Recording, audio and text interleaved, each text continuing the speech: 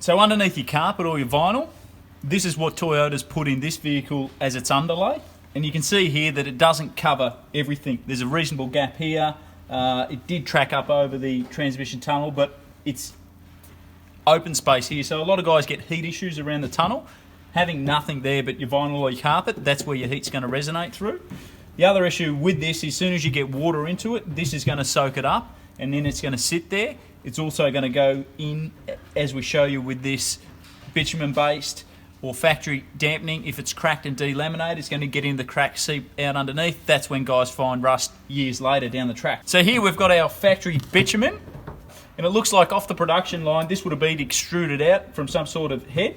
Now the problem you have with this factory bitumen is you can see these cracks here. Now this may have happened because of heat from the exhaust underneath, but the problem is if you get water in here and we look at this here, you can see it's actually delaminated.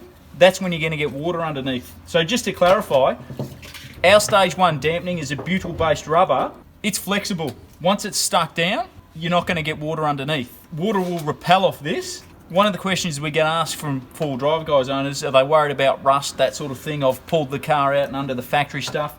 You can see the factory stuff here is really brittle and stiff, where it's a cold day here today, probably around 12 degrees. This is still flexible. So if you put a lot of heat to this, it will soften, but when it retracts, it'll go back to its rubbery sort of state, that you're not going to have any issues with water underneath. So do I need to remove what's there? Well, it's a case of have a look at it. If it seems solid, like some of this here is solid and it's not moving, you're right to either go around it or go over the top of it. If you see an area where it's loose and flaky, like this piece that we've pulled off here, my suggestion would be to take it out.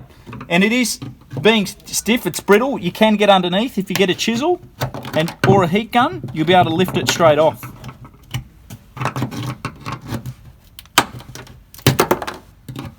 So the factory deadening we've got here, this one doesn't look to be a bitumen base. It's quite hard and lightweight. Typically when we add a dampening sheet, we're adding mass to the panel. This, it's almost like a coral. So what we do with our stage 2 carpet underlay, we remove all this cotton jute, and now we're working on the thickness of packaging here, which is around 10 to 15 mil loosely speaking. We take that out and we've got our mass noise liner as a drop-in, which this one's conveniently been cut to size.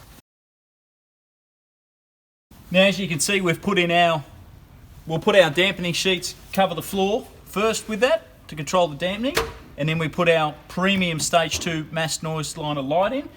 Total thickness we've added with the dampening sheet and the mass noise liner is around 10 millimeters, but the key to it is we've covered 100% of this area. So we've even tucked in tight underneath the gear selectors, right over the transmission tunnel. Out here, this is yet to be trimmed back because we'll fit it up with the wiring loom here, but it's covered 100%. Our theory is there, as a sound blanket, the mass loaded vinyl will stop the sound coming through. So we'll go through, we'll cover this whole floor pan up to the rear firewall.